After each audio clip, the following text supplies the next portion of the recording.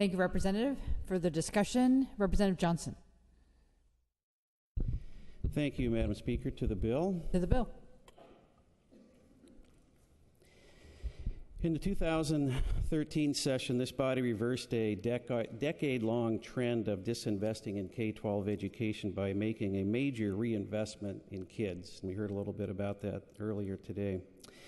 If you remember, at that time, the economy was starting to rebound, and we had additional revenue available in the general fund, and we all took seriously the 40-40-20 aspirational goal for educational outcomes for this state. We made this major reinvestment in K-12 because we were committed to as a bipartisan body to do what was best for kids. We then built on that good work in the 2013 special session, where we were able to dedicate an additional $100 million to K-12 from a revenue increase on large C Corps in Oregon. And as we came back into this session, the anticipation across the educational community is that we would be able to build on that good bipartisan work and really begin to move the needle on student achievement, because we desperately need to. I think we all could agree that knowing where Oregon ranks nationally with our high school graduation rate, the deplorable length of our instructional year that we have for our students, that we would all agree that the only way to go is up. And it needs to have begun yesterday. Because every day we delay in getting serious about providing our students and teachers with the resources that they tell us they need to be successful puts us that much further away from 40-40-20, which brings us to today. A $7.255 billion budget sounds like a lot of money, and it is. But when you understand the realities that exist at the local school district level, you begin to understand that this budget falls short of meeting the needs and why this is, in fact, a cuts budget. You see, in the next biennium, we will begin to fully fund all-day K, as we've talked about today. It's a great program. I strongly believe in it, and I endorse it heartily.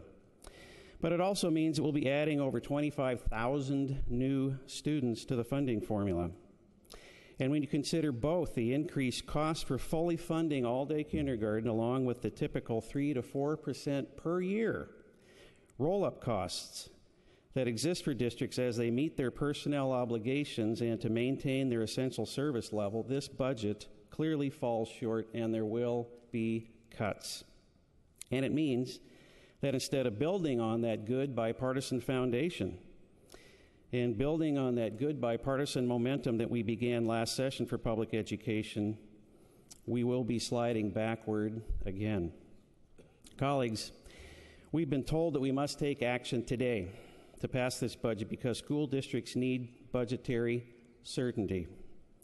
Well, let me tell you what that budgetary certainty means for me and in my district, and what a $7.255 billion budget will mean for us. It means that when I go back to Hood River next Wednesday night for a school board meeting, our superintendent will present us with a plan to cut about $900,000 from our budget.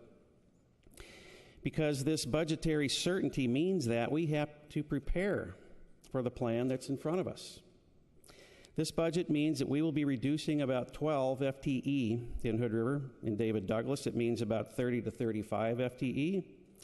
In Gresham Barlow, it's about 50, and on and on and on. We've all seen the emails. We've all seen the correspondence in our inboxes these last few weeks.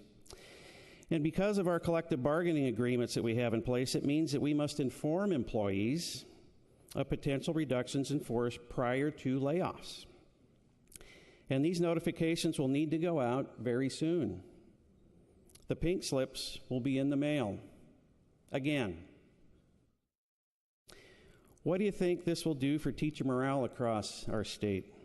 What do you think this will do for the morale in communities across Oregon where parents already have kids in classrooms that are overcrowded? And what do you think it will do to our ability to attract the best and brightest to the teaching profession in the state of Oregon? I'm the proud parent of one of those best and brightest. My daughter Natalie is going to graduate with a teaching degree from Seattle Pacific later this June. And her lifelong ambition is to be able to come back to her home state to work with ELL students and to pour herself into those kids and to help them attain language proficiency. But when she looks at what's going on in Oregon, that dream begins to... Representative, excuse me a moment.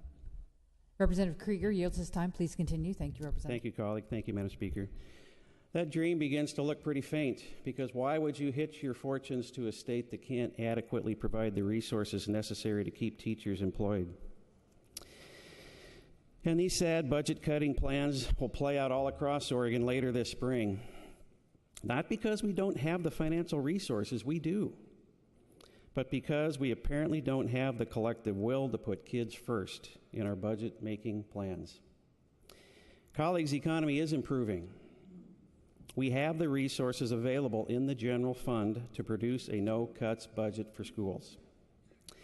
And as someone who has been an enthusiastic supporter of 40-40-20, along with many of you, I fear that approving this budget today means that 40-40-20 may just become another one of those empty promises in the line of far too many empty promises that we have had in this state.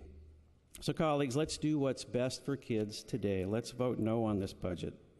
And let's not rush to approve a budget that will only strengthen our hold on number 49 in the nation. Collectively, colleagues, we can do better. Thank you, Madam Speaker. Thank you, Representative.